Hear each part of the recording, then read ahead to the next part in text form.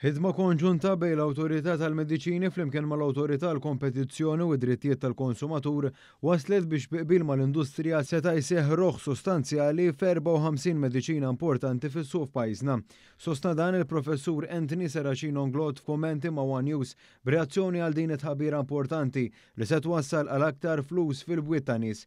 Fil-fatt il-Professur Seracino Nglot innota ma' dan l-istazzjon kif l-Awtorità tal-Mediċini taqdi numru ta' funzjonijiet fosthom li tassigura l-aċċessibilità tal-mediċini għal min jeħtieġhom. Hawnhekk iddistingwa żewġ fatturi fejn jidħol dan li l-mediċini jkunu disponibbli fis-suq u li l-mediċini jkunu mibjuwa bi prezz li huwa aċċessibbli għal min jeħtieġhom. Il-Gvern ukoll jgħid jaħseb ħafna li di għandna ntuha ċertu importanza illi kemm jista' jkun inżommu il-mediċini fl-orħos prezz possibbli. Da qed nagħmluh billi din id-darba naqqasna bil-kooperazzjoni tal-industrija u biqbil mal-industrija.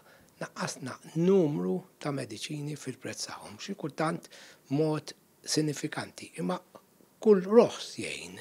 Il-professur innota wkoll li dan ir-roħ sar fi sfond ta' numru kbir ta' pajjiżi b'mod partikolari fl-Ewropa li qegħdin ikunu suġġetti għal rati ta' inflazzjoni għolja anke f'dan is-setturi. Seracino Nglot bekk irrimarka li f'dan l-ambjent kien aktar diffiċli li wieħed ikun jista' jasal għal qbil fuq dan ir-roħs. Fil-fatt b'kollox kienu total ta' 54 mediċina li jistgħu jinxtraw mill-ispiżeriji f'Malta u Għawdex li tnaħas il-prezz tagħhom bi proporzjoni differenti. Fost oħrajn b'mod notevoli il-Glucophage Unidae li tingħata lil dawk li għandhom id-diabete traħsu b'54% għal 11.50 €. Il-mediċina Neurostil traħset għal 29.50 €, ekwivalenti għal 41% tal-prezz preċedenti. It-tielet l-akbar traħis kien fil-mediċina Seroquel li tingħata f'każijiet ta' ansjetà u depressjoni għal ftit anqas minn 40 € wara li kienet tinbieħ għal kważi 60 €. Fil-każ tal-mediċina ta' Famidis li tintuża minn pazjenti b'mart rari ta' neuropatija sar roħs li ammonta għal 1900 €. Aktar mediċini li traħsu huma dawk immirati għal każijiet tal-epilessija, il-fibromialgia u pressjoni għolja ta' demm fost oħrajn.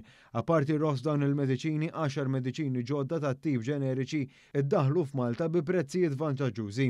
Dal-istazzjon tkellem ukoll mal-Ministru għall-Anzjanità Attiva Joe Etienne Bela li hu politikament responsabbli mill-Awtorità tal-Mediċini li jinnota kif dan it-traħħis wasal wara impenn mill-Gvern bl-insistenza tal-Prim Ministru Robert Abela u l-privat.